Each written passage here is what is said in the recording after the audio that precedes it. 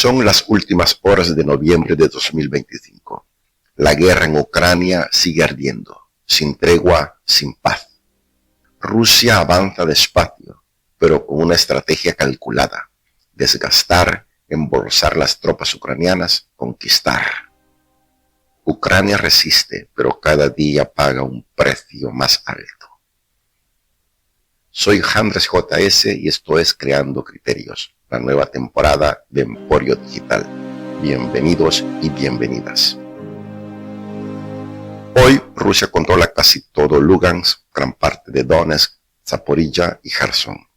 Y está a menos de 15 kilómetros de Melitopol, la ciudad clave para cerrar el corredor hacia Crimea.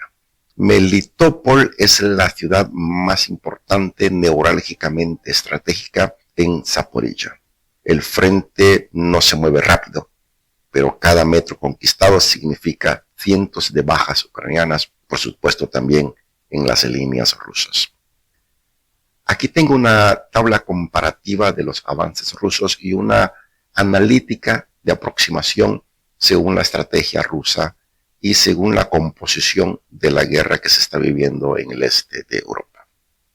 Por una parte, Rusia está adoptando un avance lento, la toma de las fortalezas ucranianas, el desgaste a las fuerzas ucranianas con la artillería y a la aviación, y por otro lado, Ucrania resiste con un apoyo total de Occidente, pero se encuentra enmarcada en estos momentos que estoy grabando el podcast en un escándalo de corrupción sin precedentes del gobierno que lidera Volodymyr Zelensky.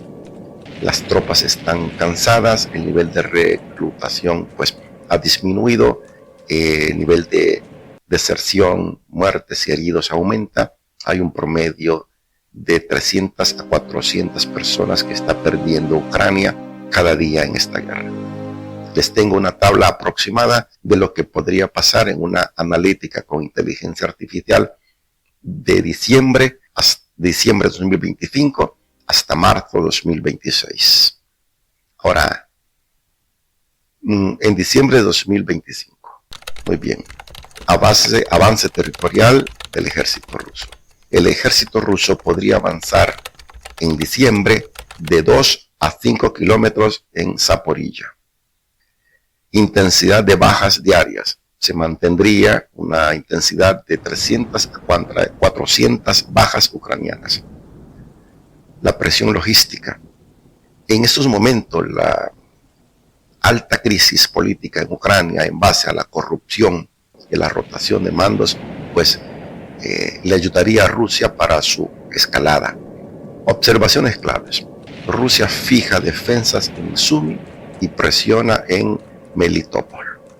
En enero, lo que prevé la inteligencia artificial en enero es que Rusia puede tener un avance de 3 a 7 kilómetros en Donetsk y Zaporilla.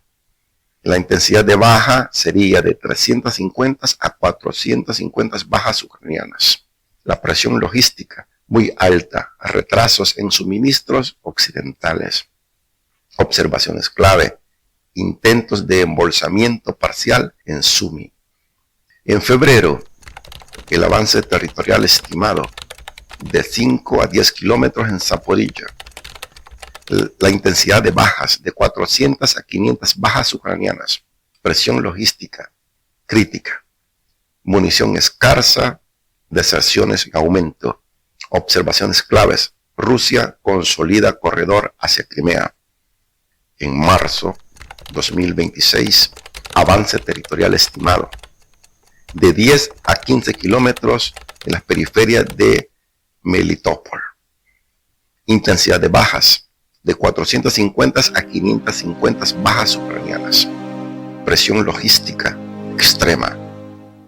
Dependencia total de Occidente. Observaciones claves. Cerco operacional en Sumy, combates urbanos incipientes, pero que avanzan mucho. La estrategia rusa es clave: avanzar despacio, sangrar al ejército ucraniano y consolidar toda fortaleza conquistada. Ucrania debilitada por la corrupción, deserciones, depende cada vez más de Occidente, se entrega cada vez más a los brazos de Estados Unidos y la Unión Europea principalmente, e Inglaterra, que está incidiendo mucho. Mientras tanto, Rusia mantiene su maquinaria bélica con apoyo de Irán, Corea del Norte y China. Se han filtrado algunas informaciones que unos 12.000 trabajadores y trabajadoras de Corea del Norte llegarían a Rusia para poder intensificar la creación de drones. ¿Qué podemos ir concluyendo en este podcast? La guerra no terminará pronto.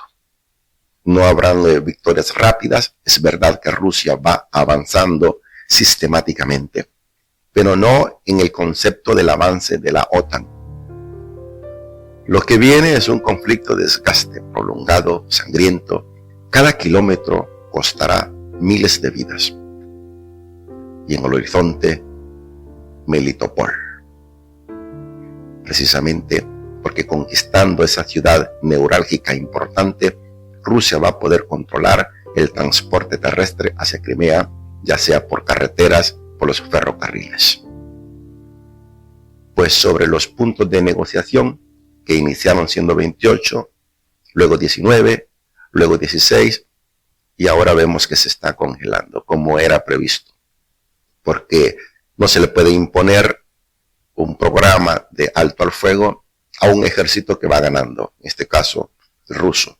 Ellos tienen sus objetivos bien claros, conquistar los 4 oblasts, y si es posible, conquistar también Sumy, Dnipropetrovsk y Odessa. Va a depender de cómo se mantenga el flujo de ayuda constante sin retraso de Occidente hacia el ejército ucraniano, y si el ejército ucraniano inicia a tener una transparencia y superan el alto nivel de corrupción, ya sea en el ejército y en la parte gubernamental, porque varios ministros del gobierno Zelensky han sido acusados de robo de dinero que entrega Occidente. Incluso la mano derecha de Zelensky, quien estaba tras bambalina, pues ha renunciado a su cargo, que era su mentor, acusado del robo de dinero que envía la Unión Europea y Estados Unidos para darle oxígeno y que sobreviva ese estado que se llama Ucrania. ¿Va a terminar la guerra en el 2026? No lo sabemos. De acuerdo a las constantes y variables que podemos analizar, podemos decir de que Rusia no tiene prisa para terminar esa guerra mientras no conquiste sus objetivos militares y políticos y geopolíticos. Los militares políticos es conquistar los 4 territorios, los 4 oblasts principalmente, ¿no? Que es Lugansk, Donetsk, Zaporizhia y Gerson.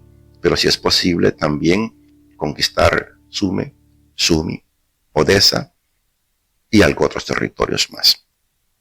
Veremos qué pasa, veremos cómo va la geopolítica en 2026, por la velocidad que va avanzando Rusia, porque no es un esquema de OTAN, sino un esquema de conquistar fortalezas y avanzar kilómetro tras kilómetro, desgastando al ejército ucraniano, pero también Rusia se está desgastando. Ahora, yo hago una conclusión que el 2026, o a mediados o final del 2026, la guerra se va a medir por cuántos drones se poseen por kilómetro cuadrado en el territorio de la guerra. Cada vez más la guerra la van a librar los robots, ya sean los drones terrestres, los drones aéreos y los drones acuáticos. Cada vez más es una guerra del futuro en el cual la tecnología va a luchar contra otra tecnología. Bueno, por ejemplo, en estos momentos están intensificando los laboratorios para silenciar electrónicamente a los operadores de drones en ambos ejércitos. Y la guerra será cada vez más utilizando la inteligencia artificial. Es una guerra experimental. Allí hay militares de muchos países. Algunos que por contrato que pelean en Ucrania, que pelean en Rusia, pero también hay gobiernos que han enviado a sus militares ahí para que aprendan en ese laboratorio, que este es el jardín de donde están aprendiendo las fuerzas militares modernas para las guerras a mediano plazo. Estamos hablando de guerras, por ejemplo, en Taiwán o en algunos otros puntos del globo terráqueo. Eso es todo por hoy. Muchas gracias por apoyar este podcast y siempre un saludo extensivo a toda la gente que nos escucha en Sudamérica, Centroamérica, aquí en Europa, también en Asia y en Australia. Un fuerte abrazo. Hasta luego.